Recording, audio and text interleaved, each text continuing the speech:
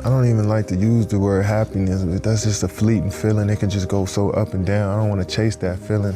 It's just not an efficient way for me to live. I feel like just having peace and simply just enjoying being alive every day is the best place for me to be. You know, I don't want to be happy and sad. Like, I don't even want to have to go through that. I just want to just kind of float through life. I experience so much. I just want to take on every experience for what it is and enjoy it in the moment, you know? So I don't want to chase happiness. Just try to stay even. It's a journey that's better than a destination. It's cool for me to be who I am and be and not apologize for it all the time. Man, I'm not coming out here unless I'm 100%. I've never had no doubts in myself. I feel like I'm the best player in the world. I mean, I feel as though at each spot, even in high school, my game was growing so fast. I need to be in a different environment to see how farther I can go. Just try to approach it in an everyday manner and, you know, try to take it a day at a time. You know, I'm not planning to do anything. I'm just gonna be myself. Every day is a challenge to stay at this level that I'm at. So I never looked at me switching teams as a new challenge. Every day I wake up, I gotta fight against that standard I set for myself. I felt like it was a time for a change. That was never my mentality ever, always to win the game. And, you know, I appreciated people like respecting my game, but I was like, I wanted more for myself. When I dive into something like that, with that level of focus, I don't want to be anywhere else in life. That's the most enjoyable experience I ever had after that first one. Try not to compare. I just each stop along the journey has been, I don't know, it's just been tailor-made for the moment, I guess. You know, been learning a lot so far as a player up until this point. So I think I'm starting to put everything together out there on both sides of the ball, and I'm not looking at points or shots that I get up. It's just how focused I am at each possession. At one gym, I might be the best. At another gym, another guy might be the best. But it's just like, it's millions of gyms around the world, and this conversation is gonna always keep happening, and nobody's gonna get the title outright. So it's no need for me to even think about it. But I know what I bring to the sport. I know what I bring to the culture of the sport. And I feel like I'm accepted by all the real ones in the game, you know what I'm saying? So that's really all that matters. I get that respect, and that's what I've been playing for. Yeah, life is crazy. You know, you can be on that high so fast, and then in a matter of seconds, you go back down. I'm grateful for it.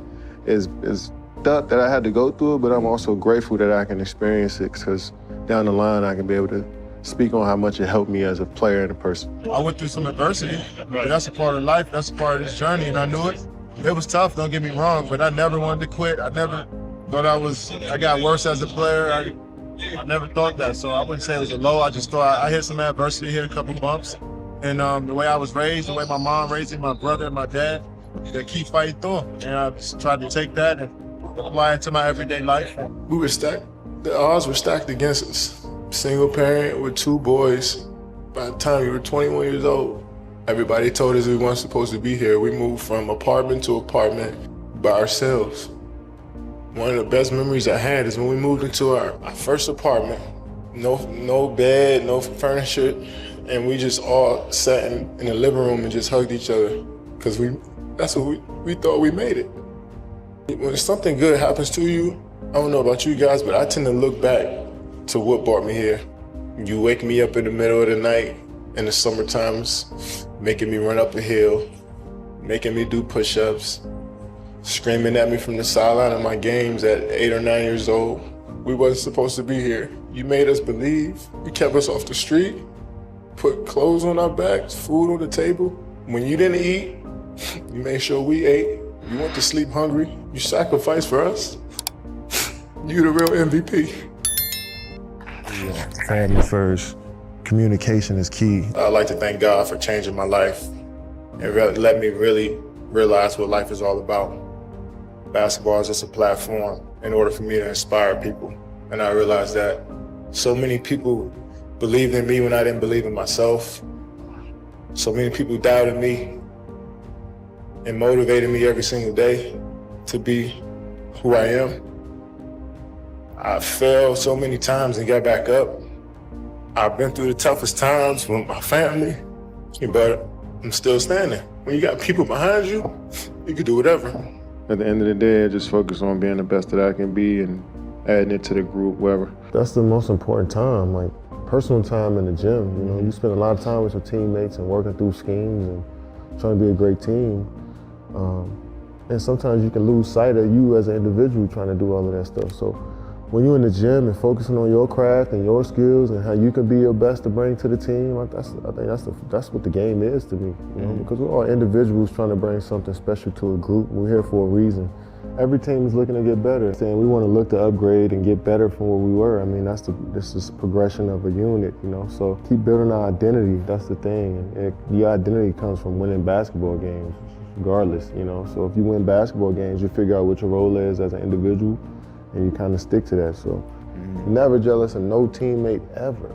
Well, our only goal is to be the best version of ourselves every single day individually and bring that together and work as a unit. And outside noise from people who are hoping that we fail, hoping that they see a show or get entertained by some drama. I mean, we can't control that stuff, you know? So we just worried about, you know, who we are individually and then bringing that together as a unit each and every day. Only the people in this building matter. It means nothing to me because I still got to get up and work on my game even though I don't want to. You know what I'm saying? So it's like that noise around me, don't stop talking like that. Like, I don't give a about if I'm the best player in the league. I know what I bring every night.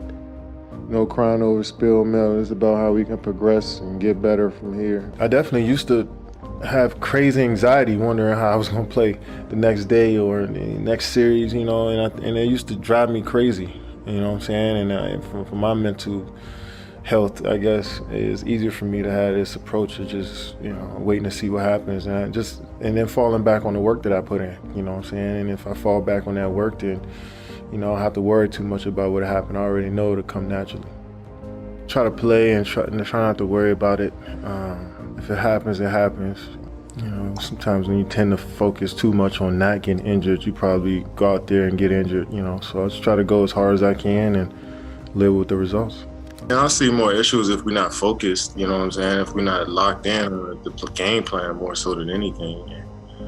Once we got a good game plan and, you know, we follow it to the T, you know, we understand that life is also bigger than this. So, like, if I'm telling you to, like, get your ass in the corner, it's not that I don't like you. It's just that, you know, that's what we need for this play to work. I wasn't expecting to be a happy human being from a title. I was just expecting, like, you know, the ending of a movie. Once you work so hard and everybody tells you, like, yo, this is what you need to be working for, is this gold ball and these rings.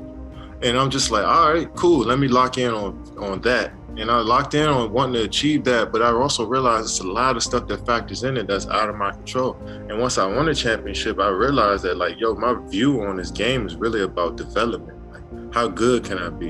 You know, I was just thinking like that, man. So to hear all of this stuff about I had ulterior motives and I was selfish, and I was just like, man, that hurt more than anything. And I was really opening myself up and trying to build relationships with everybody there. So it just felt like a slap in the face, but, you know, then a certain side of me is like, well, I'm supposed to expect that.